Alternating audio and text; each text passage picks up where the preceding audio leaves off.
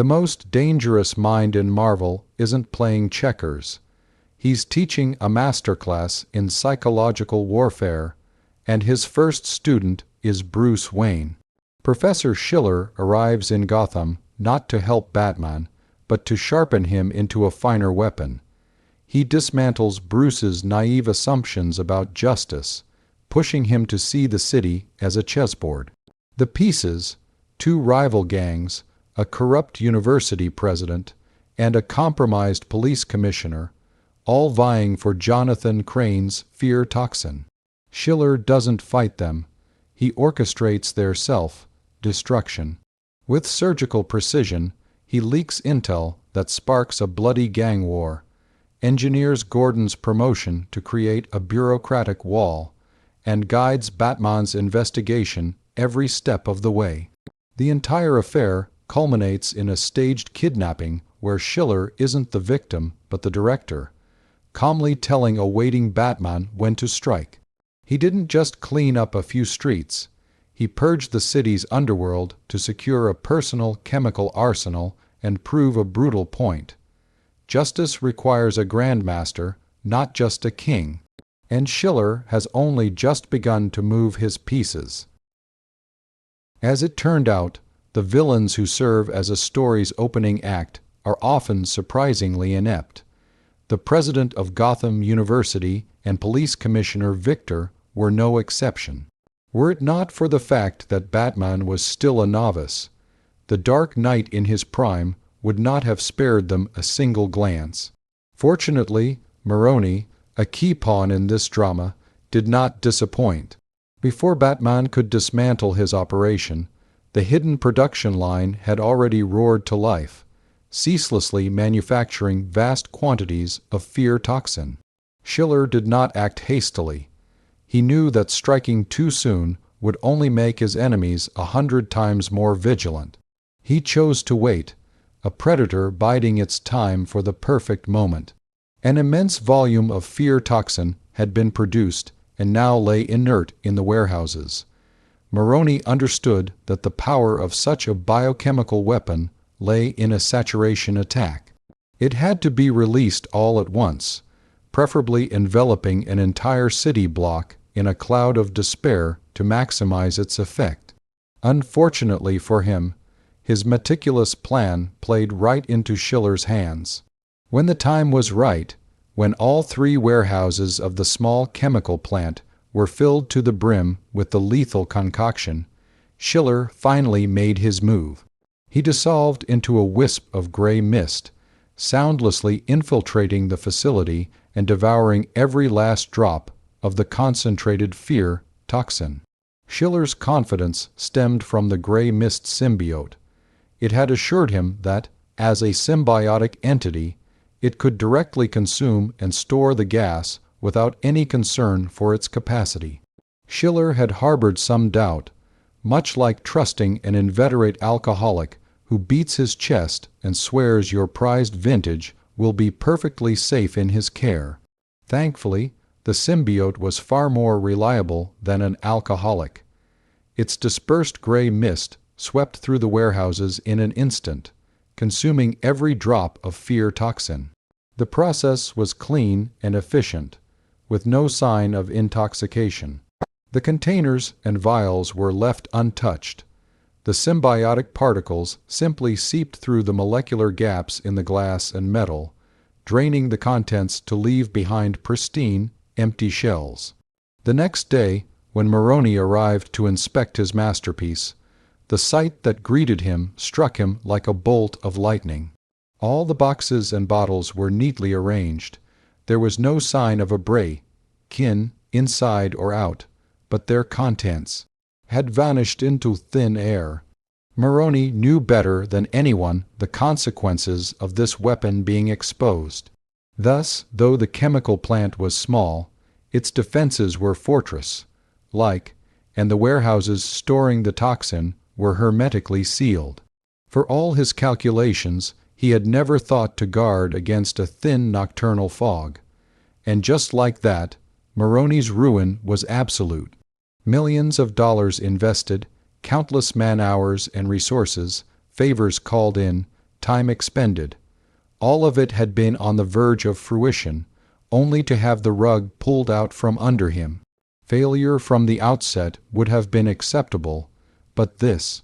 The manpower was spent, the money was gone, millions in new equipment had been installed, the highly paid chemists were on staff, and he had even gone to war with the Red Crow's gang to clear the way, losing dozens of his best men whose families had already been compensated. And for all that, the final product had been stolen clean.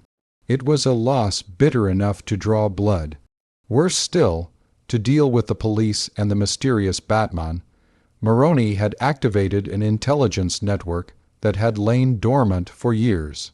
The entire web had been disturbed, countless informants killed, and decades of painstaking work destroyed in an instant. The immense sunk cost left him no choice but to press on, to grit his teeth and invest again, preparing for another production run. Yet, when he stepped back onto the factory floor, he was met with a sight he would never forget. All the precision instruments, along with the remaining bottles and vials, had been reduced to a fine powder. In that moment, it seemed as if all of Gotham could hear the sound of Maroni's heart breaking. The symbiote's performance was a massive and pleasant surprise for Schiller. It informed him that it could do more than just consume fear toxin. It could disassemble any object with a molecular structure, integrate it with symbiotic particles, and then reassemble it on demand. This was tantamount to a personal storage dimension. Whether metal, plastic, or fiber, the symbiote could perfectly consume, store, and restore it when needed. Schiller observed it all with cold detachment. Lesser criminals, he mused, harm others to their own detriment. The more cunning ones harm others for personal gain. He, however, was different. His specialty was reaping enormous benefits for himself while incidentally doing some good along the way. If one could play the hero, who would choose to be a mere villain? In Schiller's view, those who only knew how to profit from the suffering of others were merely demonstrating their limited intellect. Why not pursue fame and fortune without the burden of a guilty conscience? The outcome of his gambit was nothing short of perfect. The Red Crow's gang was annihilated, and the Maroni family was critically weakened. The first intimate collaboration between the mob, the police, and the Gotham City government had ended in a disastrous failure. No matter how foolish Sal Maroni was, he would never again trust his so-called allies. As it was, the heavily damaged Maroni had no intention of letting his betrayers off the hook. It didn't matter that he couldn't find the real thief. He could still squeeze more out of Police Commissioner Victor. Victor never made it to his day of judgment. He vanished, erased from the face of the earth. Maroni, preoccupied with his own survival, no longer had the power to interfere with the department's internal promotions. Consequently, James Gordon's ascension to lead the Gotham City Police Department's Field Operations Task Force was a matter of course, giving him his first taste of real power. The complicit president of Gotham University did not escape unscathed either. After Batman secured the evidence, he left the man unconscious in his office. Late that same night, a runaway truck struck him, inflicting grievous injuries. Though his life was saved, he was left permanently disabled, his ambitions of climbing higher utterly shattered.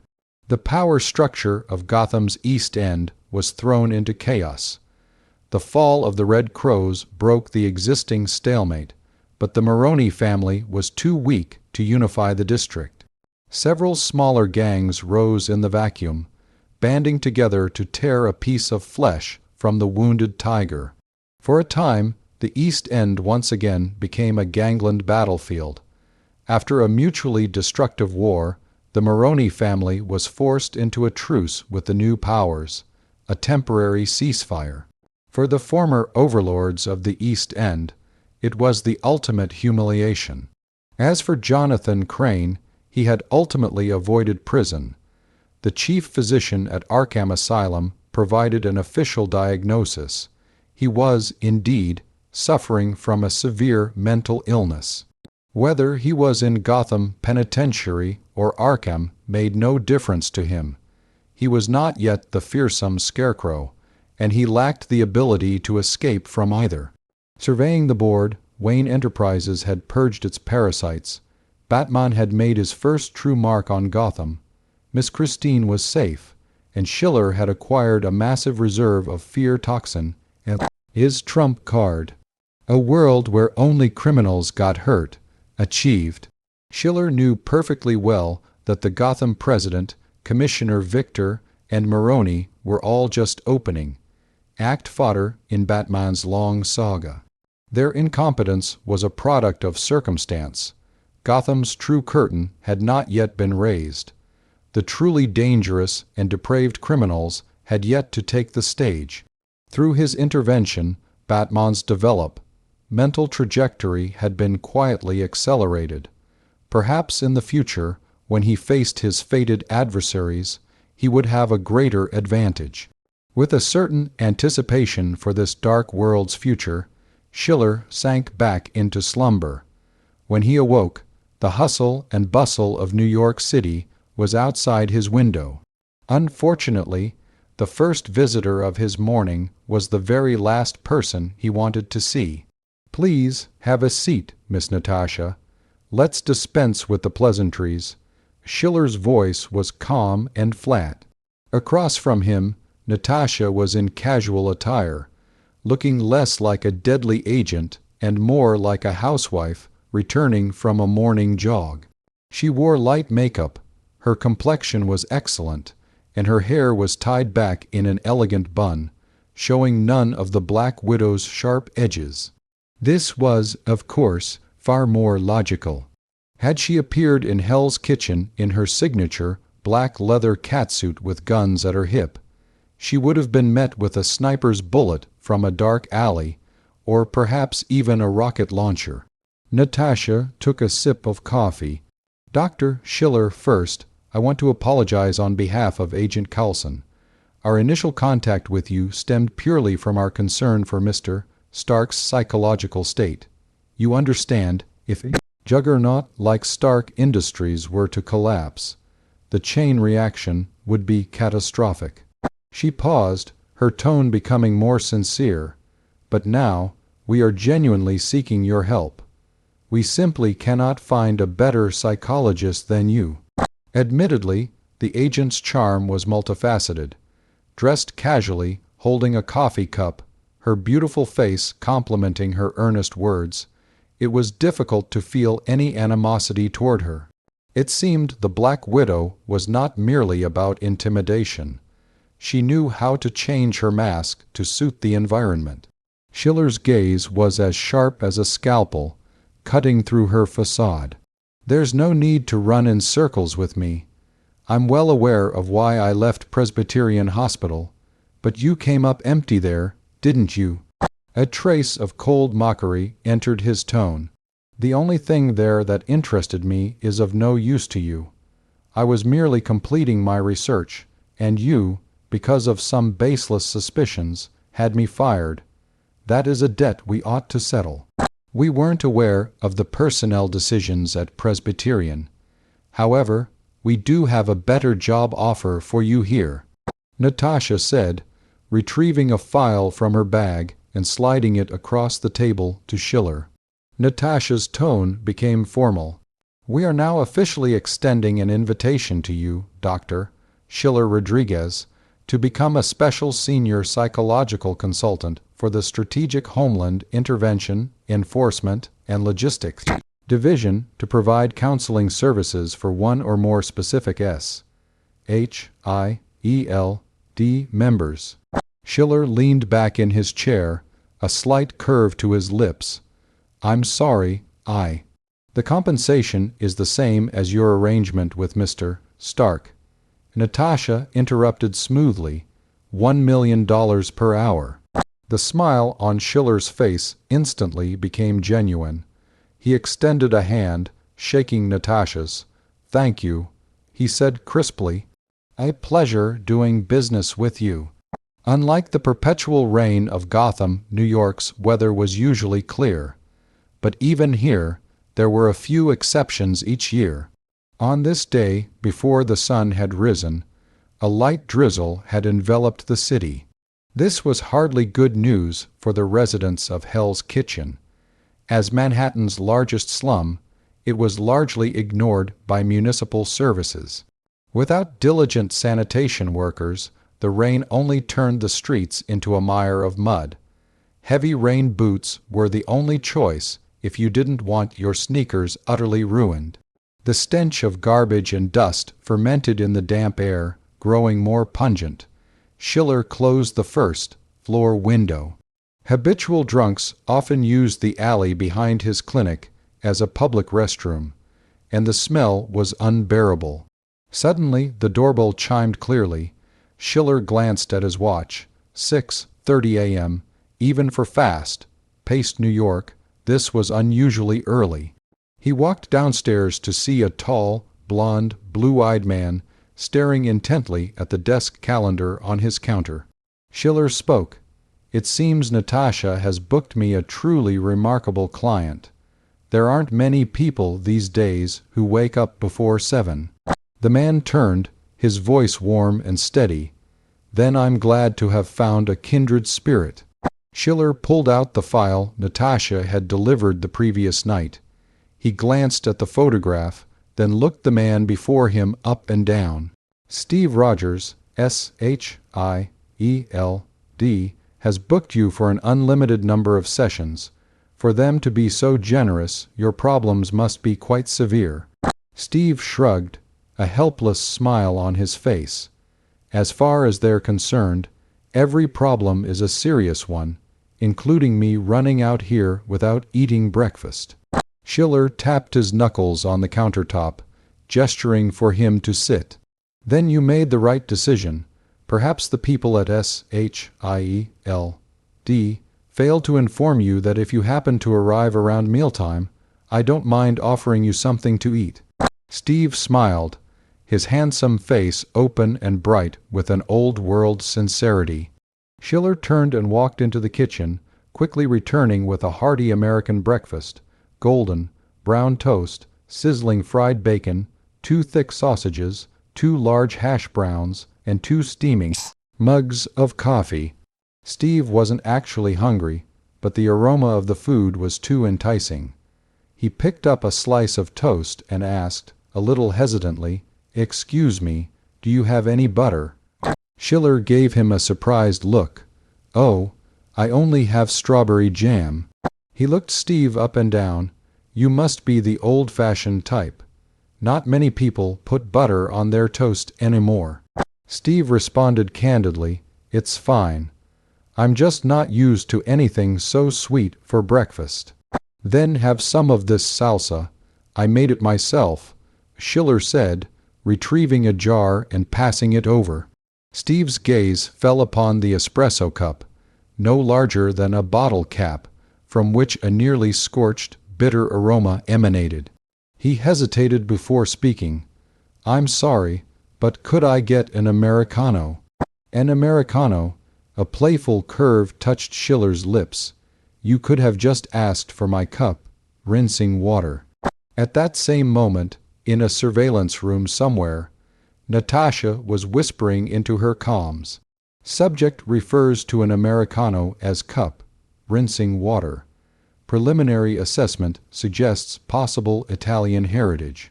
Steve didn't get angry, just waved his hand in resignation. "Hey, don't say that. I just think espresso is a bit rough on the heart." Before the words were out of his mouth, Schiller had downed both espressos without a change in expression, then took a large bite of chocolate. In his mind, the symbiote was humming a cheerful tune. Schiller sat opposite Steve, and the two ate in silence for a moment. "When Nick first told me I'd be seeing a psychologist in the slums, I was baffled. Aren't S.H.I.E.L.D's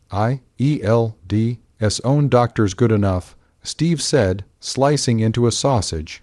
But now I see the atmosphere here is much better than those blindingly white counseling rooms at S.H.I.E.L.D. Compared to a counseling room, Schiller's voice was calm and precise. That place is more like an interrogation chamber. Who could possibly interrogate you? Schiller's gaze was sharp as a knife. Interrogate Captain America. Steve smiled wearily, a smile tinged with a weariness that was out of step with the times. That's all ancient history, including me. I imagine S.H.I.E.L.D. would much prefer you use their facilities, but I suspect they also know it won't solve your problem. Schiller set down his fork and knife, leaning forward slightly. Did you walk here from the street outside? What do you think of this place? Hell's Kitchen, I mean. Steve's lips tightened, his eyes growing somber. I don't know how to describe it. It's terrifying because nothing has changed. His voice dropped lower. In my day, the slums were just like this. Filthy, stinking gutters, drunks dying on street corners with not a cent in their pockets for the gangs to find, even the children reflexively picking pockets. So many years have passed, and it's exactly the same. No change at all. What kind of change did you expect to see after all these decades? Schiller asked calmly, taking a bite of toast, like a surgeon dissecting a specimen. Steve spread his hands in a gesture of helplessness. Even if we can't eradicate the slums, we should at least be able to make them smaller, or make life a little better for the people here. Schiller shook his head gently. You won the war, Captain. You truly and definitively defeated the fascists. That righteous war has been over for many years. His words were like a scalpel, precisely cutting into the most vulnerable part of Steve's heart. You believe that victory should have brought prosperity, a better life. You fought to the very end for those who suffered, and you succeeded. Schiller's gaze seemed to pierce through everything. And yet, decades later, you awaken to find the world is not as you envisioned. You vanquished the darkness, but the world didn't become pure light. It settled into a shade of gray you can't comprehend. Steve's lips were a thin, silent line. Schiller continued his dissection. I know what your problem is, and it has nothing to do with S.H.I.E.L.D's diagnosis of social maladjustment. It's not about being unable to use a cell phone or preferring the radio. For Captain America, there is no tool of modern society he cannot master if he so chooses. If he hasn't learned, it can only be because he doesn't want to. You are resisting this era, Steve. You refuse to accept a single fact, that the outcome you bled for is not as beautiful as you hoped. A trace of bitterness entered Steve's voice. I did my best. Even if the result isn't perfect, I'm trying to accept it. But what hurts the most is that during the war, if people were suffering, I fought the enemy. Now, people are suffering. And I don't even know who my enemy is. Have you ever considered that your time has passed, that the era for which you were responsible is also over? You don't need to be a war machine anymore. Then, what am I supposed to do? I have to do something, don't I? A hint of confusion crept into Steve's voice. You are a compassionate man, Captain, Schiller said. So I won't give you useless advice like pursuing hobbies, drawing comics, or exercising. You are not the type of person who can set aside the suffering of others to enjoy himself. I'm sure the doctors at S.H.I.E.L.D. have already told you as much. They genuinely believe that if it were them, they'd have been on a plane to Hawaii long ago on S.H.I.E.L.D.'s dime. Ordinary people cannot comprehend your profound sense of compassion and responsibility, so their lack of understanding is hardly your concern. Steve nodded in deep agreement, feeling as though he had finally found someone who understood him. He couldn't help but complain, they always think I have plenty to do. Work out, watch movies, play video games, but that's not what I need to be doing. When I resist, they just think I'm hopelessly old-fashioned.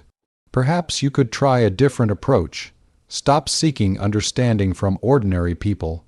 Find those who are like you, those who have saved or are currently saving the world. They will understand. Schiller's tone took on a guiding quality. Besides, the good people of this era don't have it easy either. They might have power but not know how to use it. They might have passion but lack skill. Your time may have passed, but the world keeps turning. There will always be someone else fighting the good fight, won't there? Steve sighed, as if a great weight had been lifted from his shoulders. I'm just an old soldier, obsolete but unwilling to leave the front lines. You're right, Doctor. It's time for the new recruits to take the field. He then frowned. But I have my doubts. Can I really help? The rules of this world are completely different from how they were during the war. I have someone I must recommend to you, Schiller said, a barely perceptible smile touching his lips. A lucky kid whose experience is quite similar to yours. He was just a bookworm getting bullied at school. Then one day he gained immense power and started scampering all over the city, not accomplishing a single useful thing. He added emphasis. You know how dangerous that kind of sudden power can be. It's no exaggeration to say his strength is still growing. A few dozen highly trained special forces soldiers might not be a match for him. Steve immediately sat up straight. The soldier's alertness in him instantly activated. It's true. When I first completed my transformation, I couldn't control my strength either. I accidentally injured 2 medics. Where is he now? Which hospital? He's still in school. Final exams are almost over. He's studying. My God, how can he still be in school? Steve shot to his feet, slamming his hand on the table and yelling at the listening device on it. Hey, Nick, what the hell are you thinking? How could you let a soldier stay in a school? What if he loses control of his power? How many people would get hurt? Schiller waved a hand, calming him. As I said, he's a lucky kid. Unlike you, his power isn't from a serum, but a unique mutation. It's growing gradually, so he won't lose control all at once.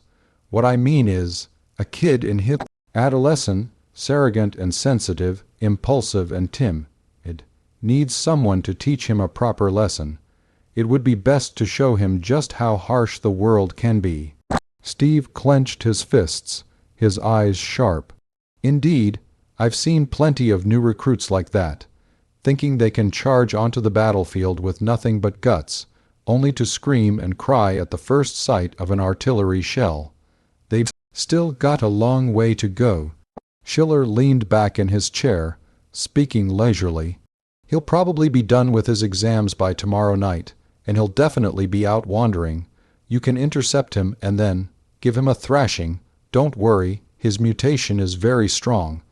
A good beating won't do any permanent damage. Steve almost rubbed his hands together in anticipation. It reminded him of his days on the battlefield, whipping green recruits into shape and watching them get taken down a peg. It was one of the few simple pleasures he'd found in his military career. I have never met a more obnoxious individual in my life. I swear, if he were on a battlefield, he would have been shot by his commanding officer 1,000 times over. Steve paced back and forth in the living room of Schiller's clinic, hands on his hips, fists clenched, like an enraged lion. I should have broken him in half, just to see if that damned iron shell of his is as brittle as glass. Steve's fury had begun the previous night. Peter Parker had finished his final exams, and weeks of pent-up energy were screaming for release. He desperately missed the feeling of swinging between the skyscrapers of New York, the cool night wind on his face. However, his relationship with Gwen was heating up rapidly. An invitation to a party was impossible to refuse, and caught between his duty as a superhero and the allure of romance, he chose the latter. Schiller wasn't the only one who had anticipated Spider, man's post-exam roaming. The genius Tony Stark had as well. Stark had business with Peter, the kid's self-made web. Shooters had shown astounding scientific potential. He planned to offer him an internship at Stark Industries and, while he was at it, build him a brand new Spider suit. As arrogant as Stark was, even he knew he couldn't just land in his Iron Man suit in the middle of a high school campus. So he circled the New York night sky, waiting for a familiar figure. Unfortunately, after circling for quite some time, Iron Man did not find his little spider. But he did run into someone else, Captain America, who was also looking for Spider-Man. Steve Rogers needed no web shooters. With his astonishing strength and honed skills, he could scale skyscrapers with ease. Before he could find the swinging kid Schiller had described, a flashy gold and red mech hovered beside him. Steve stopped on the roof of a tall building. An arrogant voice came from within the suit. "Well, look who it is. Another new hero, isn't one web slinging kid in New York enough. What's your code name, Aryan Superman?" Steve's voice was as solid as a rock. "I thought modern people would be more polite. And who are you? A man in a tin can. You don't know Iron Man. What kind of fossil are you? Don't tell me you're dazzled by the brilliant glow of my awesome suit, haha. I am a fossil." Steve's voice grew cold. "But at least I know the courtesy of introducing myself." Stark shrugged dismissively. He could tell this was no ordinary man. "As you can see, I'm Stark. Who else but the owner of Stark Industries could develop a suit this advanced?" Steve's expression changed instantly. He pressed, "You're a Stark. What's your relation to Howard Stark?" The suit landed on the rooftop, the faceplate retracting to reveal Tony's impatient face. "Don't mention his name, you creep. What's he got to do with you?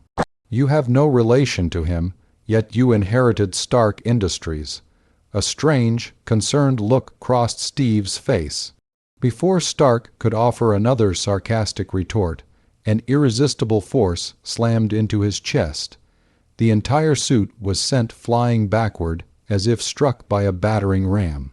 Captain America was always at his peak. The current Mark V armor was as fragile as a toy before him. Sparks erupted from within the suit as Jarvis' alarms blared shrilly. Stark was shocked to find that Steve's strength had made the advanced metal alloy shell as brittle as a cracker. Steve closed the distance in a single bound, wrapping his arms around the suit's waist and slamming it to the ground. A relentless flurry of blows followed, shattering the faceplate in moments. "Direct electroshock," Stark roared amidst the frantic alarms.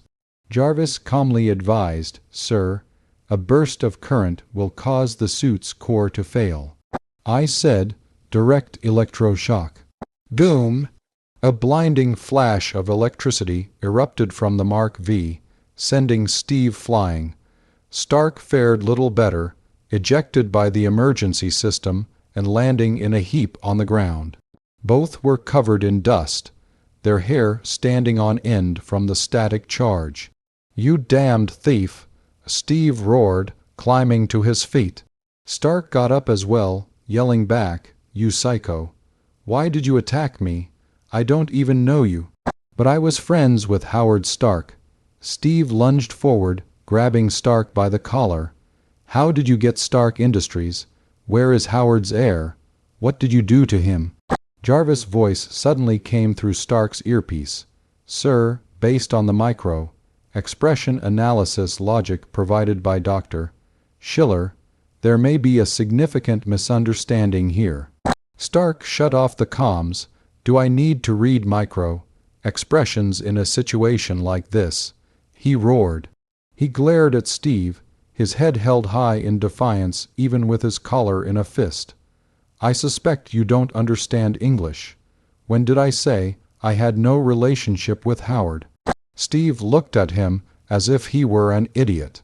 "Damn it, I said it, but I didn't mean it like that." Stark turned his face away, admitting with extreme reluctance, "He's my father, but my genius creations have nothing to do with him." Steve violently shoved him to the ground, making him cry out in pain. Steve folded his arms, looking down at him with an expression full of disappointment. "You're nothing like Howard. Your father was a brave warrior, and you. Do you have any idea how obnoxious you are?" Stark sat up, retorting loudly, "Are you delusional? How could you possibly have known my father in a past life?" Steve couldn't be bothered to argue with him further. He was both angry and frustrated that the son of his old friend had turned out like this. As he was lost in thought, a whooshing sound cut through the air. A brand new suit descended from the sky, grabbing him and hurtling him off the rooftop. A fall from that height wouldn't kill Captain America. Steve landed, rolled to dissipate the force, and looked up to see Stark on the roof, being fitted into the new armor. The faceplate rose, a mocking smile on Stark's face. "It seems you might actually be friends with my father. After all, none of my friends are as slow on the uptake as you." With that, he flew away with a roar, leaving Steve to punch the ground with a furious, muffled thud. And so, here he was, fuming in Schiller's clinic. After Steve left, Coulson called, his voice filled with incredulous excitement. "Dr. Schiller, I have to admit, my previous praise might have been partly professional courtesy, but not anymore. The captain, he's suddenly full of life.